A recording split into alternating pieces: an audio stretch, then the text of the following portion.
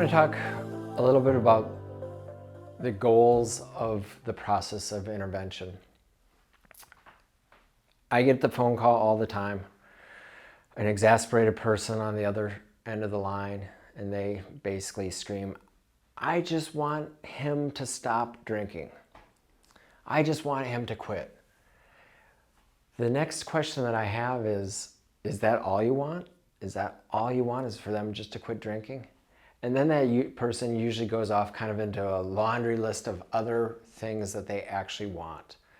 No, I want that person. I want my son to move out of my basement. I want him to get new friends. I want him to stop hanging out with so-and-so. I want him to stop buying drugs. I want him to go back to school.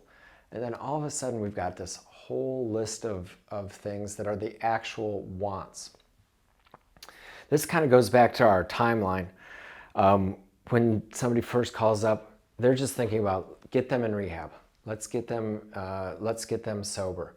But for this process to be successful, we have to think about all the other things that we actually want of that individual. Basically, we can summarize that as we want them to be an active, positive member of the family, an active, positive member of society. Let's just kind of look at some common goals that people have.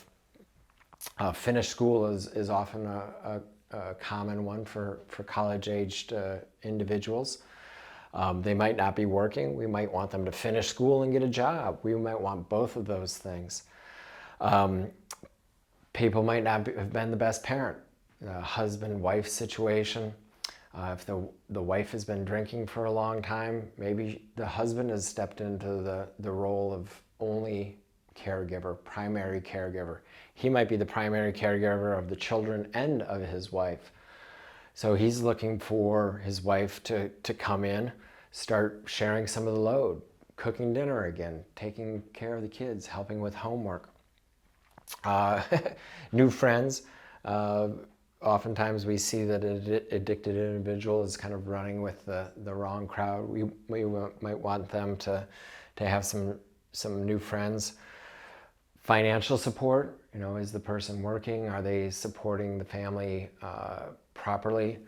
Are they living independently? Are they 100% dependent on their parents? Are they driving the parents' car? Are they on the parents' cell phone plan still? So to get through this process, we have to identify exactly what we want in the long term for this individual also. We're talking about quitting drinking, sure. We're talking about, back to my timeline, the first 30 days. Most of the times we can get people into treatment. Most of the times that happens. I talked about getting the 90-day goal. We got to get that person settled down. But then we also have to set goals for the rest of the time here, the rest of the year. What are we looking for them to do? Most often in this time it's go back to school or go back to work in a positive way, clean up some messes that might be left with work or new job. And of course, we're also setting goals for what we want long-term with this individual. We want them to be a positive part of the family. We want them to be a positive parent. So going into the intervention process, we're not just thinking short-term. We're not just thinking, let's get this person into rehab. We need to look at what we want of this individual for the first year.